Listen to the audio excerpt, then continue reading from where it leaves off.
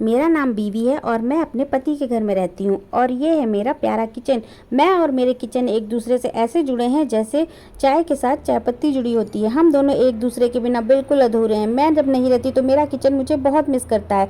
उसके बाद मैंने अपने पति को इमेजिन करते हुए इस आटे की कर दी बहुत अच्छे तरीके से मरम्मत। आटे की मरम्मत करने के बाद किचन से जल्दी छुटकारा पाने के लिए मैंने फटाफट से बना दिए इनके पराठे। शेप पे बिल्कुल मत जाना, जाएंगे तो ये पेट में।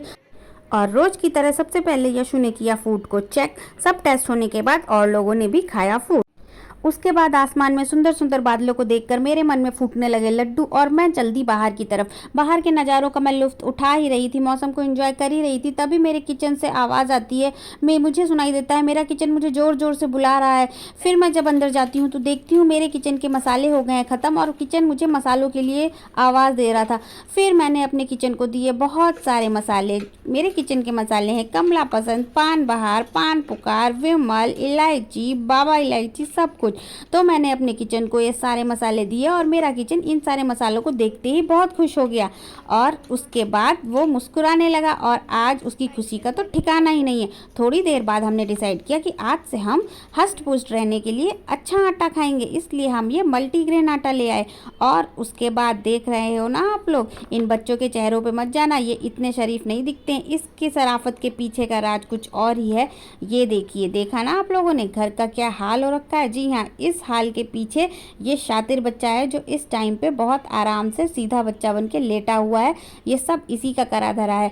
और भाई चलो अब मैं भी बन जाती हूँ मजदूर। इन बच्चों के चक्कर में मुझे बार बार मजदूरी करने पर विवश होना पड़ता है और अब मैंने अपने मजदूरी का टैलेंट दिखाते हुए इन सारे पेपरों को फटाफट से बटोरना शुरू कर दिया है। अब ये पेपर किस काम आएंगे बताओ बताओ। जी हाँ, ये पेपर यशु की ई साफ करने के काम आएंगे। इन्हें मैं रख लेती हूँ संभाल के, किसी को मत बताना, ये है मेरा सीक्रेट। मैं इन पेपरों को फेंकती नहीं हूँ। और लगता है आज सुबह से ही अन्नपूर्णा माता मुझसे नाराज थी, इसीलिए आज सुबह से मेरा सारा खाना जल रहा था और फाइनली ये शाम को बची कुची चाय भी जल गई। जी हाँ, आज मैंने सुबह राजमा जलाया है, राजमा के बाद चावल जलाया है, चावल के बाद जब मैंने शाम को ये चाय पकाने के लिए रखी तो ये पूरा भगोना भी जल गया।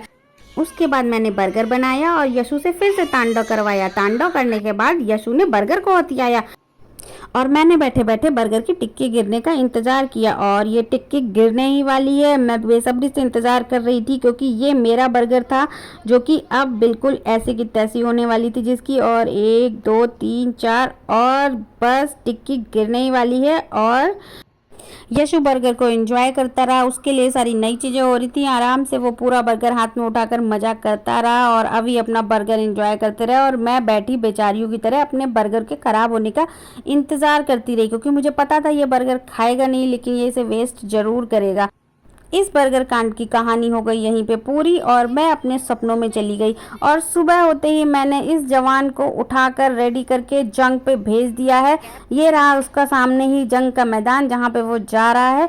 और उसके बाद फिर मुझे मेरी प्यारी किचन से मिलने की याद आने लगी और फटाफट से मैं अपनी किचन की ओर दौड़ी। मिलते हैं बाद में।